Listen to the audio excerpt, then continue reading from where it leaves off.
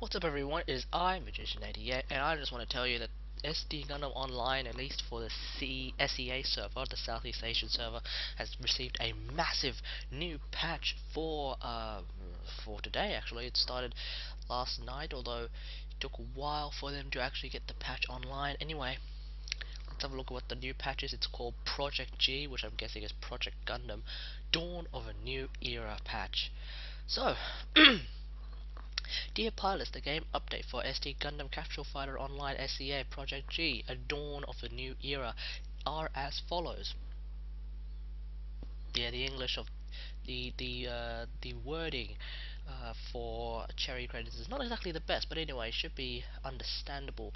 Removal of the RPS system, which is the rock paper scissors system. So basically, before what we had was there were three kinds of Gundam. Back then, you had rock types, which were very melee based, like their swords and etc. had did more damage than their guns and stuff. We then had the scissors type, which was basically a more uh, rounded out kind of Gundam, or a more rounded out kind of mech, where the swords and the guns did more of a balanced amount of damage. And then we had the papers, which were basically the Gundam that had a much better gun power, or ranged power, as opposed to their melee power. So it looks like this system has been removed, and instead units are now classified only by their rank. Um, no more additional damage bonuses or reduction against opposing elements. Instead, we're going to have mobile suits classified by their own specialities. So instead of just having rock, scissor, paper, we're going to be seeing now melee, armor, shooter, charge, heavy armament, assault, support type mobile suits, and that actually brings a whole lot more strategy into the game. It will definitely require perhaps a bit more communication between the players. Hopefully, we might see some voice chat. Obviously, I think at this point, teams of six or four players, or even five players, or whatever, who actually figure out a means of voice chat could actually benefit a lot more with synchronization in their play against other players who don't have that kind of thing anyway. Obviously, if you should probably learn maybe like the strengths and weaknesses of your particular mobile suit in its specialities. I'm sure, like for example, melee, they would be pretty damn bad at long ranged attack, which means you have to really try and figure out a way of sort of coming in at your opponents, like from the side, or maybe not charging straight at them, or else you're probably gonna get shot down, etc. Especially since now,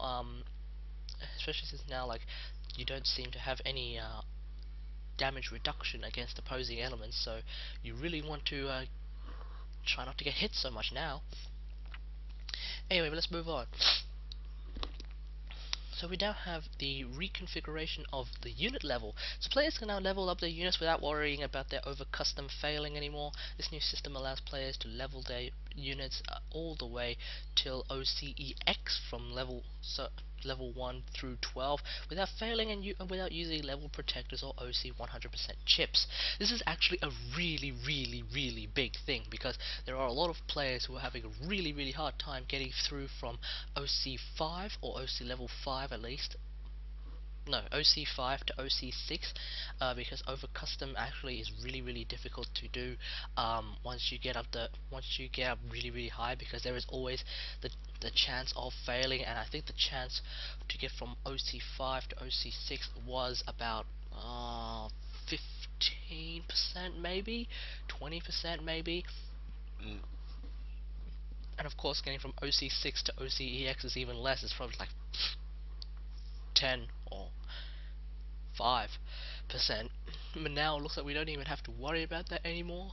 On the flip side, there are more levels to go through before you can get to OCEX. But on the flip side, assuming over custom still works in much the same way that it used to, it looks like we'll be able to have 12 levels of upgrading our mobile suits, which would mean that that in the end OCEX would actually be even better. So essentially, we've received a buff to OCEX, and those people who have fortunately had who have had the fortune of getting an OCEX mobile suit will have their mobile suit substantially better.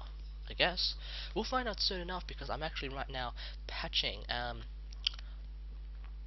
It says 5%, but that's not actually 5%. For some reason, they don't like. Um, for some reason, like, you just don't trust the number, just trust the bar. I don't know what the hell that is. Although you can trust the bar of, you can't exactly understand. Installation says 66%. What it actually means is just like 2 divided by 3 is 66%. Yeah. Anyway, let's move on.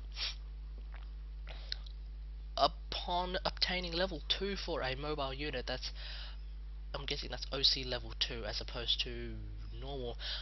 Ooh, here we go. What if we do not have the old rookie plus rookie ace system? I'm not entirely sure. We'll find out eventually. But upon obtaining level 2 for mobile unit, players will be able to begin adding custom parts to their units, selecting one of 3 types: melee, armor, shooter. Huh. Each time the unit gains a level, they'll be able to unlock a more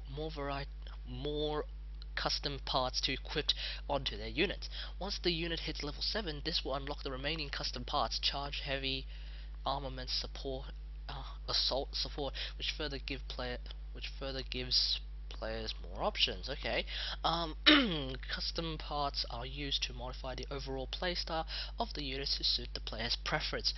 Oh my god! So it looks like now we can actually really customize our units to be exactly however the hell we want it to be. For example, if we feel that our unit is really lacking in sword play. For example, my Wing Zero custom, of course, back in the day, like a couple of days ago, was pretty lackluster in sword play because it was a paper type. I guess now we can actually give it a huge new sword. I guess we'll figure out that system very soon, and then eventually we could actually give him some new abilities. Maybe even give it speed boosts. That would be pretty awesome. Can't wait to see how that works. Might might actually cause a few balance issues. Like, what if you make the perfect Gundam? What if what if you make Strike Freedom with what the hell is the weakness of Strike Freedom? Okay, what if you make Wing Zero Cousin with a gigantic frickin' sword, speed that's like uncatchable speed, like speed that's just friggin' Mark 5, Mark 25 speed. No.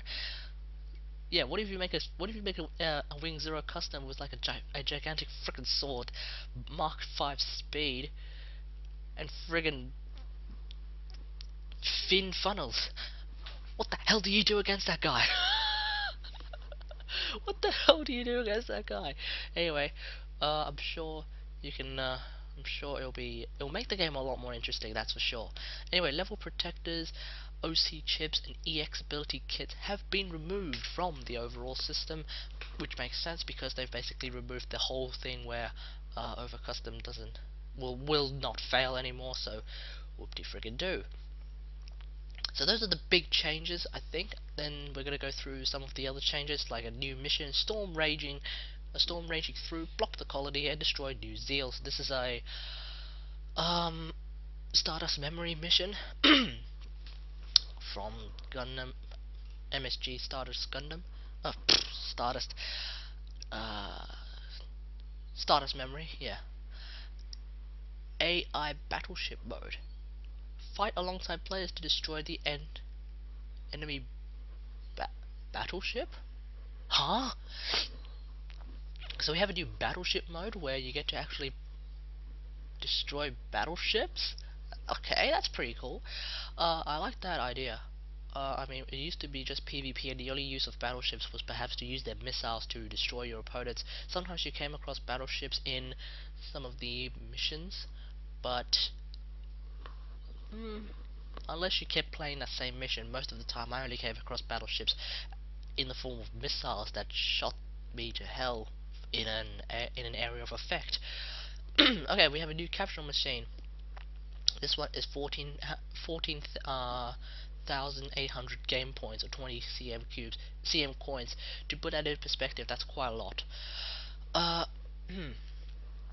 we have a goddess, a Garazor, a Gaymark, Hammer, Garazor again. Okay, there's two different Garazors, a Doven Wolf, and you know what? I don't know what they are. Oops. I actually don't know what they are, so let's have a look at what they are. So first of all, we have the goddess. Oh, which is this guy. So it looks like we're gonna see. Oh, this guy. This is a one of those. One of the special mobile suits in Double O. I'm guessing. Garazor is also one of them. Yeah, it is. This is the. Is this the one for? No, okay, this is a different one, but it has a pretty damn good sword that can like split into like five swords in a hand as if it were five long fingers. Then it can come together to become a supercharged sword. Game Mulk, never heard of this one before. Oh, oh, this guy. Okay, I'm not entirely sure how this guy's gonna play out, but it's pretty good. High mega particle guns. So this guy's yeah, this guy is a prototype heavy assault mobile suit. So I think this will be charged. This will be counted under the heavy armament slash assault unit. We'll see how many how many specifications your mobile suit will have. What's the maximum specifications? I wonder what the Strike Freedom would count under. Anyway, Hammer. For those of you who don't know what Hammer is, that's a guy from, I believe, double Z. Yeah. Double Z from Pilot him on Much Zero. This guy's got some sort of a missile thing on his arms, which I suppose would act like funnels. So if you like using them, then this guy is good for you. He's also got missiles, I believe. Yeah, he should have missiles of some form. I can't remember. I haven't exactly played him for a long time on Gundam vs Gundam. Anyway, we have two Garozos and a Doven Wolf, which I can't remember what it is.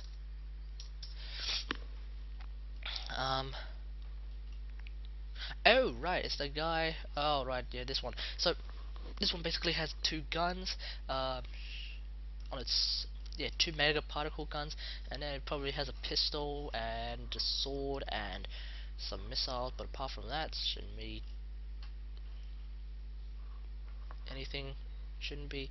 We'll see what it has actually. There's also some new item capsule, a new item capsule machine, some new things. S-rate units. Guess what, guys? We have some new S-rate units. Woo! So we have Zabanya, um, which is basically Lokon Stratos's unit in the Double O movie. We also have Talgeese 3, which is actually the third generation Talgeese from Wing Endless Waltz. And then we have GN Arms Type E Exia, which is basically Exia with a gigantic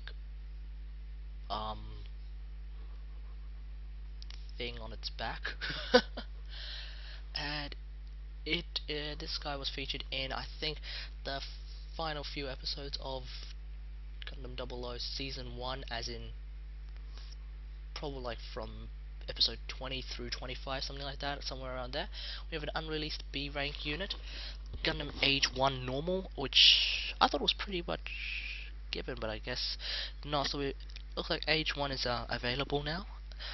We also have mission obtainable unit Zegok Commander Shah Custom, which is the red Zegok. I'm guessing that one is C rank unit.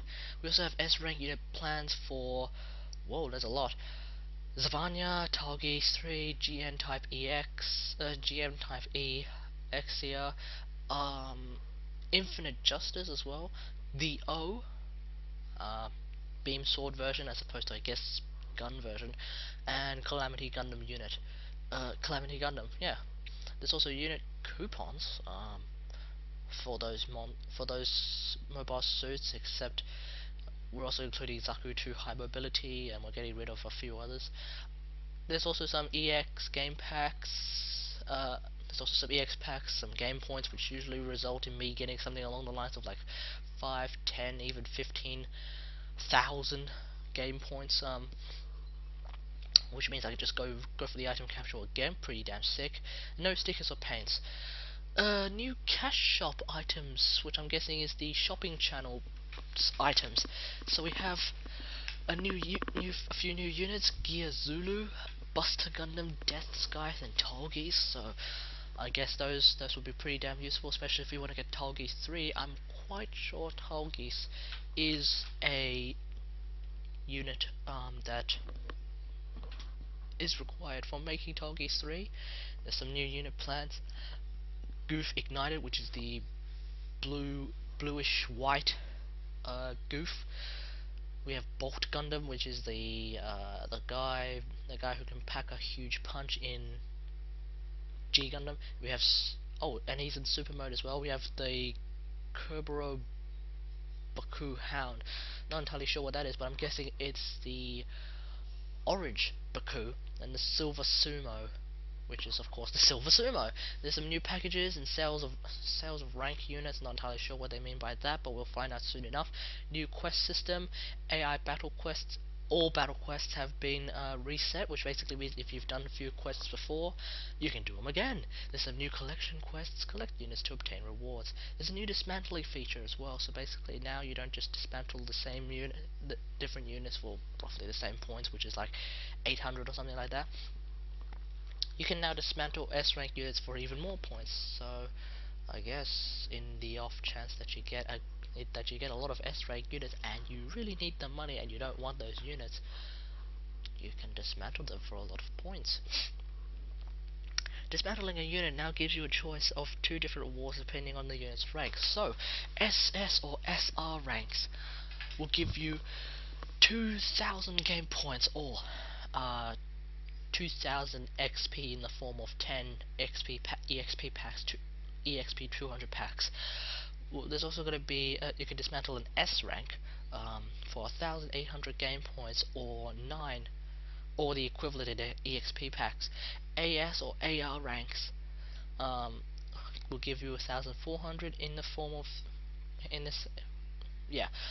A ranks will give you 1,200, BS or BL ranks will give you 800, B ranks will give you 600, and C and all types of C ranks will give you 400. And finally, there's a compensation units. These items are no longer available and have been converted into coupons. So now, I guess for every level protected that you still have, you will get an EXP 1000 full pack, or event operator L2 for 1 day. For each EX ability kit that you still have, you'll get 4,000 XP, or event operator L2 for 2 days, or for every OC chip that you have, you should be getting I'm guessing 500. I'm guessing that's a typo. I guess it's 5,000 EXP or event operator L2 for 3 days. So anyway, huge friggin' patch. I'm very excited to see what it is. How far am I into it now? 67% I'm guessing. So I guess it'll take me a while to wait. So until then, I'll see you guys later. Bye.